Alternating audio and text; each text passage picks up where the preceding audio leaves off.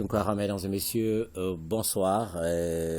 Nous commençons par le chapitre des mesures législatives et réglementaires sur le rapport du ministre de l'Artisanat, de la Culture, de l'Industrie hôtelière et du Tourisme. Le Conseil des ministres a adopté un projet de décret instituant les Journées nationales du patrimoine culturel. Dans le cadre du processus de refondation de l'État en cours et conformément aux recommandations des Assises nationales de la refondation, le présent projet de décret institue les Journées nationales du patrimoine culturel.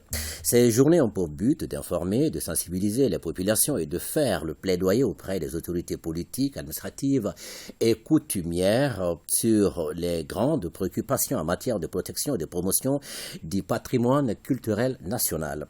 Les Journées nationales du patrimoine culturel constituent des espaces privilégiés pour la transmission des éléments du patrimoine culturel national et contribuent à la promotion du dialogue des cultures, de la paix, de la cohésion sociale et des activités touristique. Au chapitre des mesures individuelles, le Conseil des ministres a procédé à des nominations. La liste nominative des intéressés est disponible sur le site du secrétariat général du gouvernement, c'est le www.scgg-mali.ml et dans le journal L'Essor. Au chapitre des communications, sur le rapport du ministre de la refondation de l'État chargé de relations avec les institutions, le Conseil des ministres a pris note de la remise du document du programme national d'éducation aux valeurs par le comité d'experts.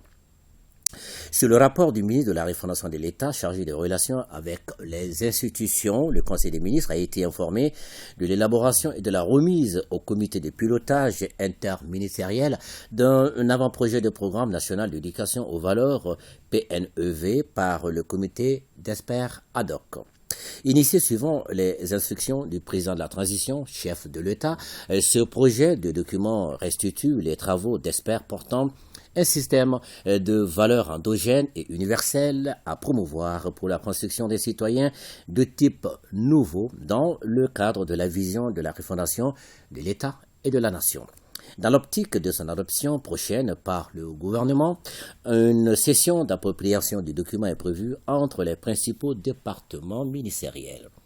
Sur le rapport du ministre des Affaires étrangères et de la coopération internationale, le Conseil des ministres a pris note d'une communication relative à la publication à la date du 1er juin 2022 du rapport trimestriel du secrétaire général des Nations Unies sur la situation au Mali. Ce rapport intervient à la veille du renouvellement du mandat de l'administration. Le Conseil des ministres a demandé au ministre des Affaires étrangères et de la coopération internationale de faire part aux Nations Unies, dans le cadre de sa participation au débat public du Conseil de sécurité consacré aux 10 rapports, de la position du gouvernement du Mali, tout en soulignant ses préoccupations pour une meilleure prise en compte des efforts en cours, des résultats obtenus pour la réussite de la transition et pour l'amélioration de la situation sécuritaire dans le pays.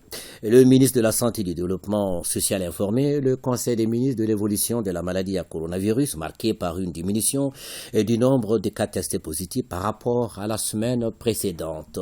Le président de la transition, chef de l'État, a cependant appelé la population au respect strict des mesures de prévention et de lutte contre la maladie. Ce sera tout pour ce soir, Fousseni Tunkara. Merci et bonne suite du journal. Et merci à vous aussi. Merci.